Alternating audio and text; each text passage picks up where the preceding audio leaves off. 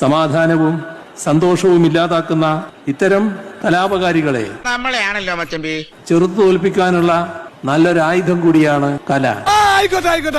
A few moments later. ഇപ്പൊ മന്ത്രിക്ക് മാത്രല്ല തന്ത്രിക്കും വേണമെങ്കിൽ കാരാഗ്രഹവാസമാവാന്നായിട്ടുണ്ടല്ലേ. എന്തോ കുത്തി പറയുന്ന പോലെ എനിക്ക് ഫീൽ ചെയ്യുന്നുണ്ട് കേട്ടോ. കുത്തിയില്ലല്ലോ, കുത്താൻ പോണല്ലേ ഉള്ളൂ. എന്നാൽ സ്വർണ്ണം ഉണ്ടാക്കാനുള്ള ഒരു വഴി പറഞ്ഞാൽ എങ്ങനെയാ? സ്വർണ്ണം ഉണ്ടാക്കാനുള്ള വഴിയോ? അതെന്താടോ?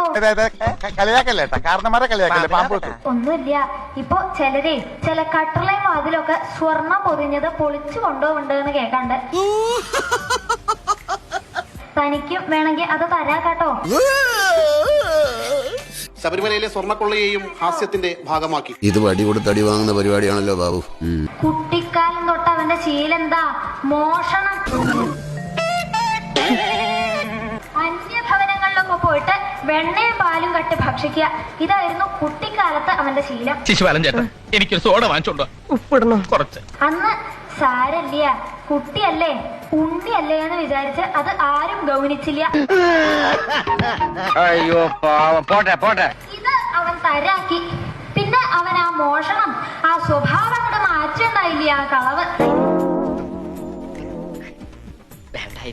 അപ്പോ ഈ ഉണ്ണികൃഷ്ണനെ പോറ്റി വളർത്തിയവര് ഉണ്ണികൃഷ്ണനെ പോറ്റി വളർത്തി വഷളാക്കി എന്ന് വേണം പറയാൻ.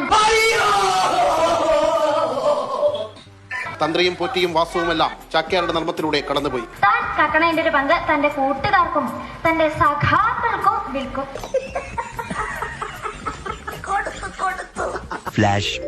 ഇത്തരം കലാപകാരികളെ ചെറുത്തു തോൽപ്പിക്കാനുള്ള നല്ലൊരായുധം കൂടിയാണ് കല. താൻ കക്കണേന്റെ ഒരു പങ്ക് തന്റെ കൂട്ടുകാർക്കും തന്റെ സഖാക്കൾക്കും വിൽക്കും. കിട്ടേണ്ടതൊക്കെ കിട്ടിയല്ലോ. No problem. എനിക്ക് കിട്ടേണ്ടത് ഞാൻ ചോദിച്ചു വാങ്ങിച്ചാണ്. ചേച്ചിന്ന് ഇറങ്ങിയിട്ട് മതി. ആ കഥകളിക്കാരനും കൊടുത്തേക്ക് 2 എണ്ണം. Bye bye, see you baby.